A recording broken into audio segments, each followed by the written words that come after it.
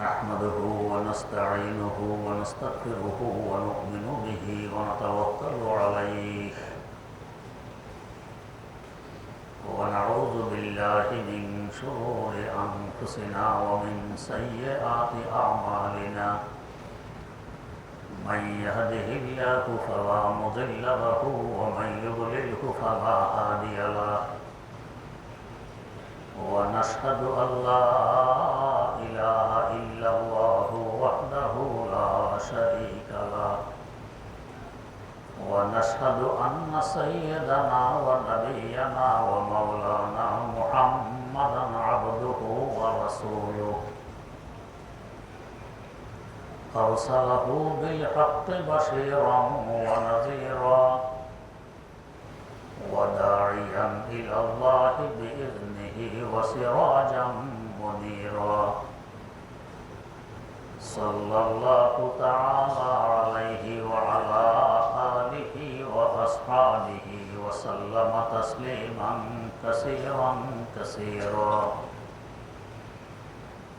أما بعد فأعوذ بالله من الشيطان الرجيم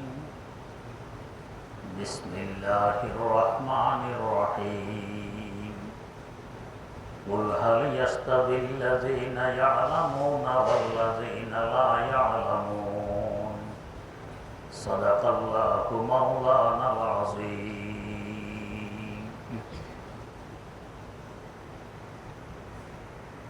কি কাজে মূল্য বাড়ে,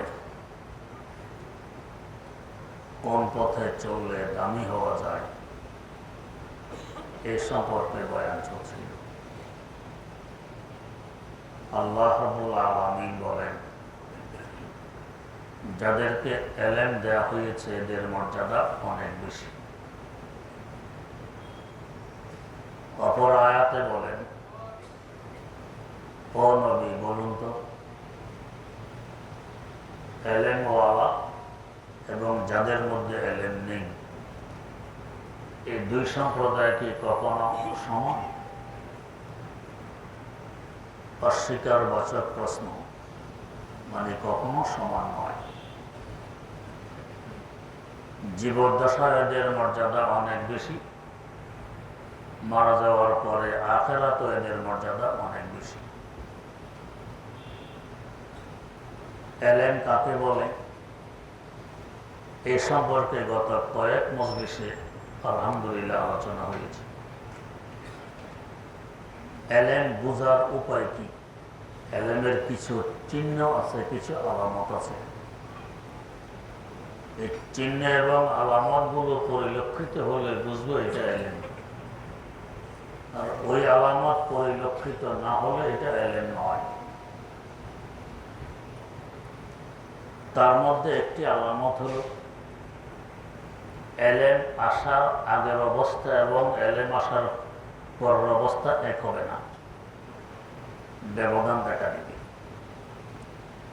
যেমন হজ কবুল হওয়ার আলামত কি? হজে যাওয়ার আগের অবস্থা এবং হজ থেকে ফিরে আসার পরের অবস্থা এক হবে না, তাহলে বুঝবো হজ কবুল হয়ে গেছে। এলেমের ব্যাপারটাও এমন। তবে দুই দিক এক হওয়া, এটা আবার দুই ধরনের হয়ে থাকে, পরিবর্তনও দুই ধরনের হয়ে থাকে। এক ছেলে তার আব্বার কাছে এসে বলতেছে, আব্বা আমাকে বিয়ে করাই দেন। কোন লৌকিকতা নেই, টাকার লোক নেই, সরাসরি বাপের কাছে বিয়ের প্রস্তাব। অথচ ছেলে এখনো লেখাপড়া করে। আব্বা বললো, বেটা যেদিন তোমার পড়া ও না পড়া এক সমান হবে, ওদিন হবে বিয়ে, এর আগে নয়। খান্দা না খান্দা যেদিন বরাবর হবে, ওদিন বিয়ে হবে। ছেলে দেখলো এইভাবে তো আব্বা বিয়ে করাবে না। কয়েকদিন পরে সে বলছে, আব্বা আমার এখন খান্দা না খান্দা বরাবর হয়ে গেছে, পড়া না পড়া এক সমান হয়ে গেছে। আব্বা তো খুশি, ছেলেকে বিয়ে করায়নি। এখন চাকরিতে যায়, 2-4 দিন পরে বিদায়, আরেকখানা যায় 2-4 দিন পরে বিদায়, কোথাও টিকে না। ব্যাপার কি? তো সে পড়াতে পারে না। তো সে না বললো পড়া না পড়া সমান হয়ে গেছে, পড়াতে পারে না। তো সমান হয়েছে পিছনের দিকে। আবার তো উদ্দেশ্য ছিল যেটা পড়েছে এটাও সে পারে, যেটা পড়েনি এখন সেটাও পারে, সব বুঝে। এখন সে করছে যেটা পড়ে নাই সেটা পারে না, যেটা পড়েছে সেটাও পারে না, এদিকে সমান করছে। তা আবার উদ্দেশ্য তো এটা ছিল। এলেমের বেলাও তাই, এলেমের আগের অবস্থা পর অবস্থা এক হবে না, বেশ কম হবে। বেশ কম কোন দিক? এক ব্যক্তি আমার কাছে এসে এক পীরের কাছে মুরিদ হয়েছে, বলতেছে পীর নিশ্চিতভাবে বন্ডক, সঠিক নয়। তো জিজ্ঞেস করলাম এর কাছে মুরিদ হইলেন, মুরিদ হওয়ার পর কোনো পরিবর্তন ঘটেছে? জি হুজুর, অনেক পরিবর্তন ঘটেছে। মাশাআল্লাহ, 2-1টা বলেন তো। আগে মিথ্যা কথা বলতাম, এখন বলি না। তো মাশাআল্লাহ, ভালো কথা। আর কোনো পরিবর্তনের কথা বলতেছে না। তো নামাজি বান্দার চেহারা দেখলে বুঝে আসে এটা নামাজি। নামাজের একটা নূর তার চেহারায় পরিলক্ষিত হয়। বেনামাজের চেহারা অন্ধকার ছেয়ে থাকে, নূর থাকে না, দেখলে বুঝে আসে। তো লোকটার চেহারা দেখলে বুঝে আসে নামাজ পড়ে না। তো জিজ্ঞেস করলাম নামাজ পড়েন? তো জি না, পড়ি না। তো মুরিদ হওয়ার আগেও পড়তেন না? কয় না, আগে পড়তাম। ও, তো আগে পড়তেন, এখন পড়েন না, তো এটাও তো বেশক্রান্ত হইল। মুরিদ হওয়ার আগে পড়তেন না, এখন আগে পড়তেন, এখন পড়েন না, এটাও তো বেশক্রান্ত। এটা বললেন না যে এখন জবাব দেয়, তো আল্লাহকে না দেখে সেজদা দিলে কি লাভ? না দেখে সেজদা দিলে কি লাভ? দেখে সেজদা দিলে। তো বললাম আল্লাহ পাক তো বলেছেন লা ইউদরিকুহুল আবসার, লা তুদরিকুহুল আবসার ওয়া হুয়া ইউদরিকুহু। আমাদের এই চোখ এই জগতে আল্লাহ পাককে দেখবে না, দেখার যোগ্যতা এখনো চোখের নেই। দেখবে কোথায়? আখিরাতে। তো আল্লাহ পাক বলতেছেন দুনিয়াতে দেখবে না, তার মানে জীবদ্দশায় জীবনে আর নামাজ পড়া হবে না, বেনামাজি থাকবেন। এরকম এক পীর নামাজ পড়ে না। জিজ্ঞেস করা হলে মুরিদরা বলে আমাদের হুজুর গায়বী নামাজ পড়ে। গায়বী নামাজ পড়ে মানে? তো শয়তান সেজদা করতে করতে সারা দুনিয়াকে নাফাক করে ফেলছে। সারা দুনিয়া নাফাক। এই নাফাক দুনিয়ার সেজদা দিলে এটা কি কবুল হবে? তাই আমাদের হুজুর এই নাফাক দুনিয়ার সেজদা দেন না, গায়বী সেজদা দেন, গায়বী নামাজ পড়েন। বড় বুজুর্গি। তো প্রশ্ন করলাম নাফাক দুনিয়ার উৎপাদিত ফল ফলাদি শস্য, এটা তো নাফাক। এগুলো খায় যে, নাফাক খেতে সমস্যা নেই, আর নামাজ পড়তে সমস্যা, নাফাক হয়। আচ্ছা, জমিনে লম্বা হয়ে শুয়ে থাকে না আপনাদের ভিতরে শোয়, তো এখন সরাসরি নাফাক হয় না? জমি তো নাফাক। তো শুইতে পারে নাফাক হয় না, সেজদা দিলে শুধু কপালটা মাটিতে লাগলে এটা নাফাক হবে, সোজে সরাসরি নাফাক হবে না। এই ধরনের কত রকম বদনামি, আল্লাহ আমাদের হেফাজত করুন। আরেক পীর নামাজ কালাম লাগবে না, রোজা টোজা লাগবে না, আমি সবাইকে কাঁধে করে পৌঁছারা পার করে বেহেশতে নিয়ে যাব। বলো তো মুরিদ থেকে সমস্যা হবে? আমার তো কিছুই লাগবে না, পীর কাঁধে করে নিয়ে যাবে বেহেশতে। তো মুরিদ মাশাআল্লাহ মিরপুর 1 নম্বরের বাসিন্দা। অনেক মাদ্রাসা আছে, আলেম ওলামা আছে, হুঁশিয়ার। পীরকে দাওয়াত করছে, পীর আসছে। আর রাস্তা থেকে মুরিদের বাড়ি পর্যন্ত কিছু জায়গা ক্ষেতের আই দিয়ে হাঁটতে হয়, রাস্তা নেই। পীর রাস্তা থেকে মুরিদকে ডাকতেছে, মুরিদ আসছে। তো বাবা ইচ্ছে কোন আজ দিয়ে আমি হাঁটতে পারবো না, কাঁধে করে নিতে হবে। তো মুরিদ কাঁধে করে আনতে আনতে আধা পথে আয়না কাদার মধ্যে ফেলছে। ফেলে বলে চুল থেকে চিকন তলোয়ার থেকে দাঁড়ালো, বলছাড়া আমাদের সব মুরিদকে কাঁধে করে আপনি পার করবেন। আর 1 ফিট চওড়া আইল, এটার উপর দিয়ে হাঁটতে পারতেছেন না, ওখানে পার করবেন কিভাবে? এ তো বন্দামি বুঝে গেছে। আর এখানে এক পীর নামাজ পড়ায় না। কারণ হক্কানি পীর হলে সাধারণত ওনাদের খানকায়, ওনাদের মসজিদে ওনারাই নামাজ পড়াবে, নামাজ পড়ায় না। তো বিভিন্ন প্রশ্নের সম্মুখীন হয়ে মুরিদরা একদিন ধরছে, হুজুর নামাজটা আপনার পড়ালে ভালো হয়। তো আচ্ছা, আজকে জোহর নামাজ পড়াই। জোহরের ক্যারেক্টার তর্ক শুনে টোনা না, অসুবিধা কি? মাগরিব এশা ফজরের ক্যারা শোনা যায়, সমস্যা হলো, তো জোর পড়ে। নামাজের মধ্যে হঠাৎ ক্যারেক্টার করতে হয় আস্তে আস্তে, জোহর আসরে হঠাৎ ধুর ধুর ধুর। মুরিদরা তো আশ্চর্য, ব্যাপার কি? হুজুরের ক্যারেক্টার আবার দিয়ে দূর দূর। নামাজ শেষে হুজুর আছে, ব্যতিক্রম ধর্মী একটা কাজ দেখলাম আপনার থেকে। ওই কি? ও নামাজের মধ্যে দূর দূর বললেন 3 বার। কারণ কি? আরে বোঝো না, আমার তো কাশফ খোলা, সারা দুনিয়া আমি দেখি। নামাজের দাঁড়ানোর পর দেখতেছে একটা কুত্তা বাইতুল্লাতে ঢুকতেছে, এটা তাড়াইয়া দিলাম দূর দূর করে। আরে বাপরে বাপ, কত বড় বুজুর্গ, কাশফ খোলা, সারা দুনিয়া দেখে, বাইতুল্লার কুত্তা তাড়ায়। এক মুরিদ হুঁশিয়ার, দাওয়াত দিয়ে ঘরে নিয়ে অন্যান্য মুরিদরাও খাইতে বসছে। ফিসাব গরম ভাত, উপরের বাজি দেশি কই মাছ, কি গ্রাম। আর ফিসাবের বাজি কই মাছ দিয়েছে ভাতের নিচে, উপরে শুধু ভাত, আর মুরিদদের কই মাছ উপরে, ভাত নিচে। গ্রামযুক্ত দেশি কই মাছ ভাজি, আর কি অপেক্ষা? বস খাওয়া শুরু, ফিসাব তো অপেক্ষা আছে, আমার জন্য মনে হয় স্পেশাল একটা আসতেছে, খুব অপেক্ষা। দেখে যে কই আর তো কই মাছ আসে না। এখন ডাক দিয়ে, আদর লেহাজ বোঝো না, পীরের ইজ্জত সম্মান বোঝো না, এলাকার আশায় যাবে না, একলা ইজ্জত পীরের কদর নেই। হুজুর কি হয়েছে?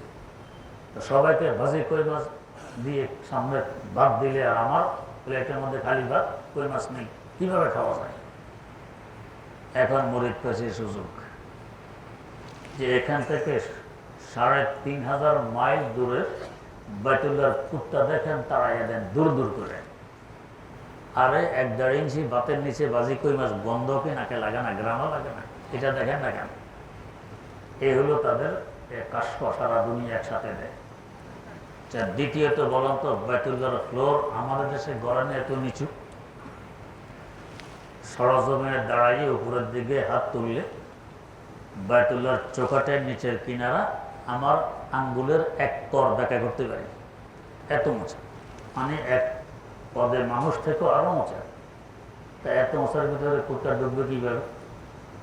দ্বিতীয়ত, বাইতুল্লার চতুর্দিক কি সবসময় শুনশান, নীরব নিস্তব্ধ থাকে। লক্ষ লক্ষ মানুষ অহরহ তওয়াফ করতেই থাকে, 1 সেকেন্ডের জন্য তো এই কাজ বন্ধ নেই। এর ভেতরে কুত্তা ঢুকবে কিভাবে? তৃতীয়ত, তওয়াফের জায়গার চতুর্দিকে বিশাল এলাকা নিয়ে তো মসজিদে হারাম, লক্ষ লক্ষ মানুষ মসজিদে আছে। আর চতুর্থত, এর বাহিরে বিশাল সেহেদ, সেহেদের মধ্যে অসংখ্য পুলিশ পাহারাদার। কুত্তা ঢোকে কিভাবে? পিছনে এখান থেকে কুত্তা তাড়ায়। এগুলো হলো সব বদনামে, আল্লাহ হেফাজত করুন। যাই হোক, তো খান্দা না খান্দা বরাবর হলে তারপরে দিয়ে, এখন সে বরাবর করছে পিছনের দিকে। এলেম আসার আগে এক অবস্থা হবে, এলেম আসার পরে আরেক অবস্থা হবে। এই 2 অবস্থা হওয়া মানে পিছনের দিকে নয়, সামনের দিকে। এলেম আসার আগে আল্লাহ খোদা বুঝতাম না, এখন বুঝি। এলেম আসার আগে দিন শরীয়ত বুঝতাম না, এখন বুঝি। এলেম আসার আগে হালাল হারামের তমিজ ছিল না, এখন আছে। আগে নাফরমানি করতাম, এখন করি না। আগে ধোঁকা দিতাম, এখন দেই না। আগে মিথ্যা বলতাম, এখন বলি না। আগে প্রতারণা করতাম, এখন করি না। আগে ঘুষ খেতাম, এখন খাই না। আগে সুদ খেতাম, এখন খাই না। আগে মাপে কম দিতাম, এখন দেই না। আগে মাপে মালের ভেজাল করতাম, এখন করি না। ইত্যাদি ইত্যাদির পরিবর্তন যদি ঘটে তো বুঝবে এটা এলে। ডক্টর ইকবাল মরহুমের বাসায়, जैसे दिल दरिया मुतला तुम नहीं होता, जैसे दिल दरिया मुतला तुम नहीं होता, आए कतरा निसा वो सदफ क्या वो गुहर क्या, आए कतरा निसा वो सदफ क्या वो गुहर क्या। যে শিক্ষা তোমার অন্তরে পরিবর্তন ঘটাইতে পারে না, সামনের দিকে, পিছনে না, তো এটা শিক্ষা নয়, এটা ধোঁকা। চোর যদি ধরা পড়ে মসজিদে জুতা চুরি করছে, কি পরিমাণ কিল কনি তার পিঠে পড়ে, কত টাকা দামের জুতা, 500, 1000, 1500, 2000, না হয় 5000। এর অপরাধে তার পিঠে কত কিলকনি পড়ে। আর বড় বড় শিক্ষিত হিসাবে খ্যাত একটা কলমের খোঁচা দিয়ে জাতির কোটি কোটি টাকা চুরি করে কিনা আমাদের দেশে, সারাদিনই করে। তো তার শিক্ষা তো তাকে বাধা দিল না যে তুমি বড় শিক্ষিত, এই কাজটা তোমার দ্বারা বৈধ নয়, তারপর তাকে বাধা দিল না। তাহলে বলে এটাকে শিক্ষা বলা চলে? যে শিক্ষা তোমাকে অবৈধ কাজ থেকে বিরত রাখতে পারবো না, তো শিক্ষা নয়। হ্যাঁ, যে শিক্ষা বিরত রাখে এটা শিক্ষা। যেমন আপনারা অনেকে জানেন প্রসিদ্ধ ঘটনা, দ্বিতীয় খলিফা ফারুক আজম হযরত ওমর রাদিয়াল্লাহু তাআলা রাতের ঘুম বাদ দিয়ে মদিনার অলিয়ে গলিয়ে ঘুরে বেড়াইতেন, প্রজাদের কি অবস্থা স্বচক্ষে অবলোকন করবেন, অন্যদের মাধ্যমে নয়, নিজেই দেখলেন। এভাবে হাঁটতেছেন, এর মধ্যে দেখেন যে ভোর রাত্রে এক ঘর থেকে আওয়াজ শোনা গেল কি, তো একটু পরেই তো দুধ বাজারে নিয়ে যাওয়া হবে, তাড়াতাড়ি পানি মিশাও। তো ছোট্ট এক মেয়ের কণ্ঠে আওয়াজ ভেসে উঠল, না মা, পানি মিশানো যাবে না। কেন?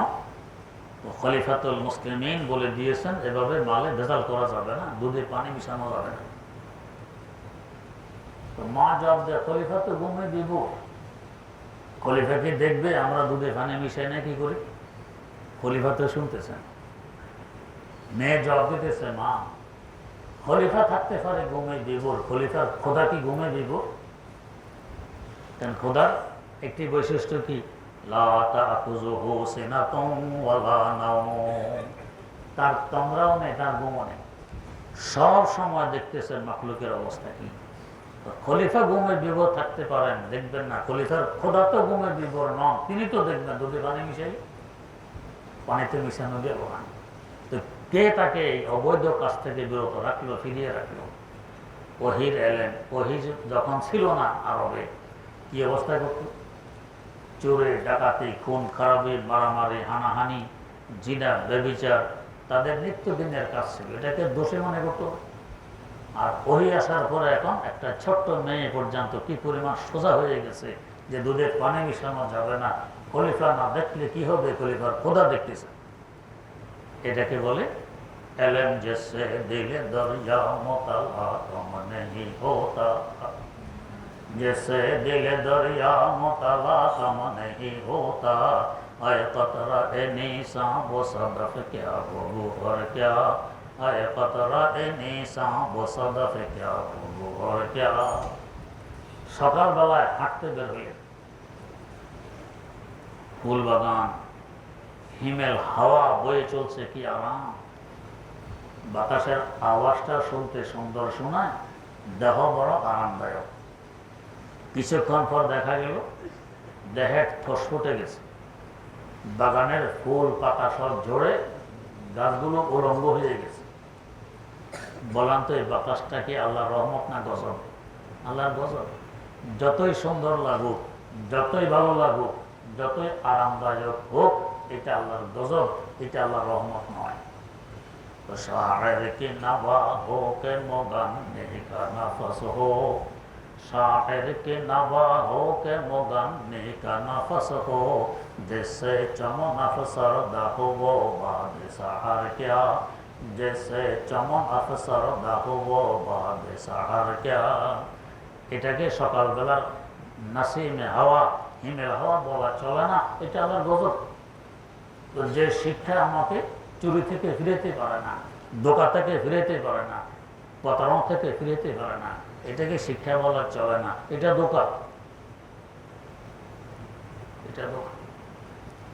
শিক্ষা তো হবে যে আমাকে পদে পদে শিক্ষা বানাবে। এই জন্য তো আলী মুর্তাজা রাদিয়াল্লাহু তাআলা আল্লাহ শুকর আদায় করলেন যে আল্লাহ এলেম দিয়েছেন আমাদেরকে, ধন দিয়েছেন দুশমনদেরকে, আপনার শুকর আদায় করে কৃতজ্ঞতা প্রকাশ করে,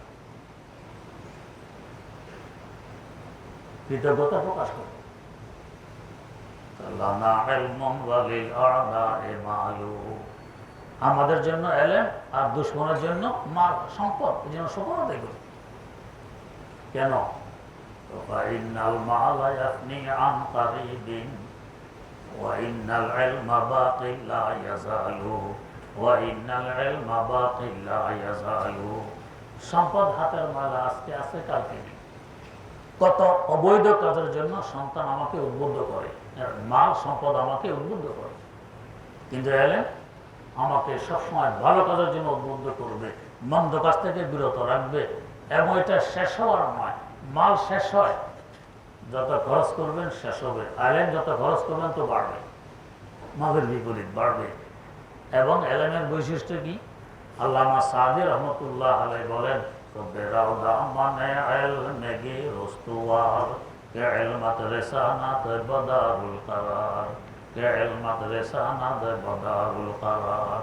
চশম আজ পায়ে এলমে বায়াত গোদাত কে বে এলমে না তুয়া খুদা রাশেনা কে বে এলমে না তুয়া খুদা রাশেনা। তো যেভাবে আগুন জ্বালা দিলে মোম গলে গলে নিঃশেষ হয়, তো তুমি এলেমের পিছনে তোমাকে নিঃশেষ করে দাও, জীবন শেষ করো এলেমের পিছনে।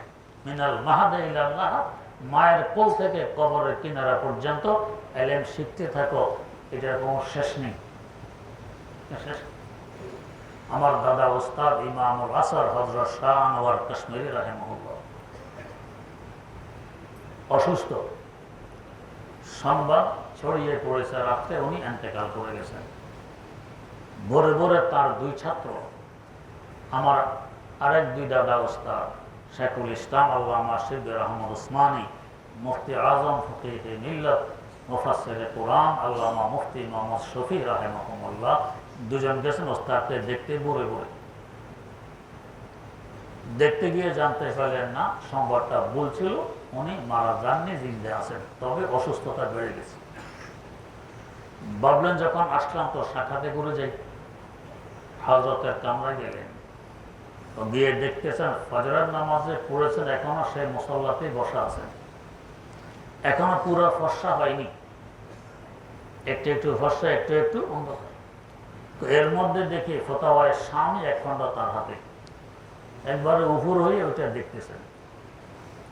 চিন্তা করুন, অসুস্থতা এই পরিমাণ বেড়ে গেছে, সংবাদ ছড়িয়ে পড়েছে, মারা গেছেন, এই অবস্থায়ও কিতাব পড়তেছেন, এলেম অর্জন করতেছেন।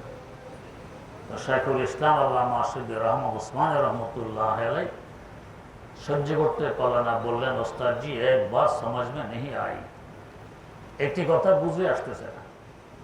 কি? যে ওইটা कौन मसाला जिस पर से अब तक आपकी नजर ना गुजरी हो, যে মশালা এখন আপনি দেখেননি এমন কোন মশালা কি এখনো আছে? যদি থেকেও থাকে এখন এটা দেখতে হবে, সিদ্ধান্তকে জানতে হবে কি দরকার পড়ছে।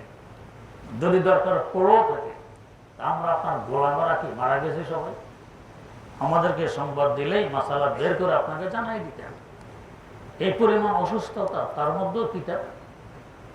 এতক্ষণ হুজুর কিতাবে আছেন, এবার আস্তে মাথা তুলে বললেন, ভাই क्या करूं, ये भी तो एक बीमारी है कि किताब देखे बगैर रह नहीं सकता। ভাই কি করবো, এটা তো আমার একটা রোগ, কিতাব দেখা ছাড়া তো থাকা যায় না। মারা যাচ্ছেন, সংবাদ ছড়িয়ে পড়েছে, এই সময়ও কিতাব নিয়ে ব্যস্ত। এদেরকে বলা হয় আকাবেরে দেওবন্দ, দেওবন্দের আলেমদের বৈশিষ্ট্য। দেওবন্দের প্রথম মুফতি হযরত মুফতি আজিজুর রহমান রহমতুল্লাহ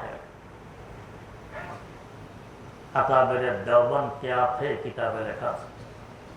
হযরত মৃত্যু সজ্জায় শায়িত, একটু পরে তার রূহ দেহত্যাগ করবে, এ সময় শোয়া, তার হাতে একটি ফতুয়া পড়তেছেন পড়তেছেন, এর মধ্যে রূহ দেহত্যাগ করে গেছে, ফতুয়াটি তার সিনার উপরে পড়ে গেছে। ছোটবেলায় ওস্তাদ একটা শের বলতেন, तो हमें दुनिया से क्या मतलब, मदरसा है वतन अपना, मरेंगे हम किताबों पर, वरक होगा कफन अपना। दुनिया দিয়ে করব কি, মাদ্রাসায় আমার ঘর বাড়ি। দুনিয়া দিয়ে কি করব, মাদ্রাসায় আমার ঘর বাড়ি। मरेंगे हम किताबों पर, वरक होगा कफन अपना। আমি কিতাবের স্তূপের ভিতরে মারা যাব, কিতাবের পৃষ্ঠা হবে আমার কাফন। এটা হলো তালেব ইলমের আলেমের বৈশিষ্ট্য। মুফতি আজিজুর রহমান রহমতুল্লাহ আলাইহি দেওবন্দের প্রথম মুফতি দেখাই দিলেন, ওরা খোগা কাফন আপনার পৃষ্ঠা তার সিনার উপরে পড়ে গেছে। এই সময় তার রূহ দেহ ত্যাগ করে গেছে। মত পর্যন্ত এলেম অর্জন। আল্লাহ আলী মুর্তাজা রাদিয়াল্লাহু তাআলা আনহু বলেন যে আমরা আল্লাহ কৃতজ্ঞতা প্রকাশ করি, আমাদেরকে এলেম দিয়েছেন। কেন? এলেম ব্যতীত আল্লাহকে চিনা সম্ভব নয়। এলেম রাখা, এই জন্য মোমের ন্যায় তোমার শেষ হওয়া পর্যন্ত এলেম অর্জন করতে থাকো, করতে থাকো। কেন? তোমার এলেম তোমাকে জান্নাত পর্যন্ত পৌঁছিয়ে দিবে। সব কিছু বিদায় নিবে, থাকবে আমার আমল, থাকবে আমার এলেম। জান্নাতে পৌঁছে দেওয়ার পরও এলেম বিদায় নিবে না, তারপর আমার সাথেই থাকবে। এলেম এমন এক দোস্ত যে কখনো নিমক হারামি করে না। আর সাধারণত আমাদের অবস্থা তো কি, সুসময় অনেকেই বন্ধু বটে হয়, অসময় হায় হায় কেহ কারো নয়। আপনার ভালো দিন যাচ্ছে, কত বন্ধু বান্ধব, আর যখন বিপদে পড়ছেন সব কেটে পড়ছে, এখন আর বন্ধু বান্ধব নেই। এলেম তার ব্যতিক্রম, এমন এক বন্ধু যে সুসময় হোক আর দুঃসময় হোক সবসময় আপনার সাথে থাকবে। কবরও থাকবে, হাসরও থাকবে, পৌঁছারাতও থাকবে, মিজানও থাকবে, জান্নাতও থাকবে। এটা কখনো বিদায় নেবে না।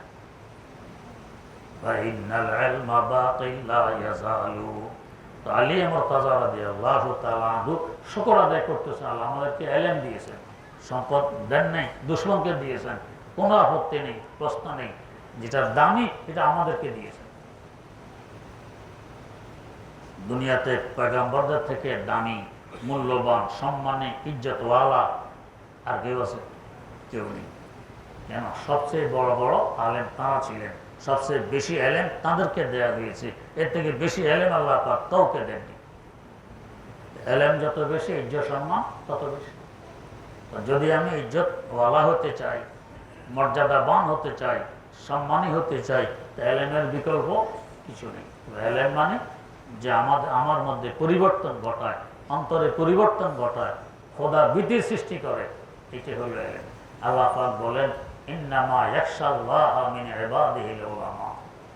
নিঃসন্দেহে, ইন্নামা নিঃসন্দেহে আমি আল্লাহকে ভয় করে একমাত্র আলেম সমাজ, এরা আমাকে ভয় করে। আল্লাহর ভয় যার অন্তরে আছে, অবৈধ কাজ তার দ্বারা সম্ভব নয়। আল্লাহর ভয় অন্তরে নেই, সে যত বড় ডিগ্রিদারি হোক না কেন, সে আলেম নয়। আলেম হতে হইলে আল্লাহর ভয় লাগে।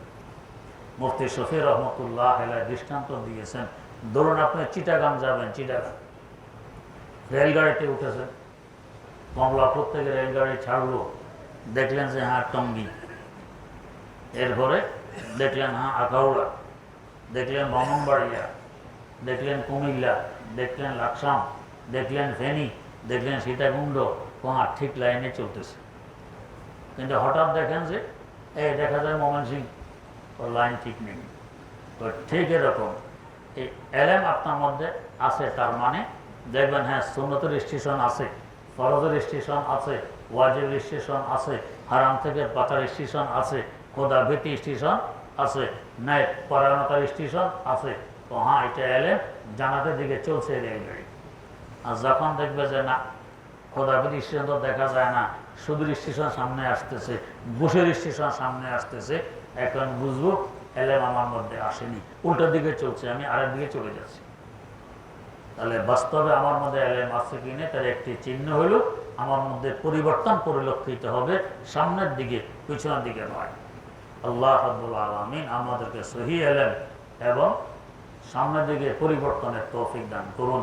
সুবহানাল্লাহি ওয়া বিহামদিহি, সুবহানাকাল্লাহুম্মা ওয়া বিহামদিক, আশহাদু আল্লা ইলাহা ইল্লা আনতা, আস্তাগফিরুকা ওয়া আতুবু ইলাইক।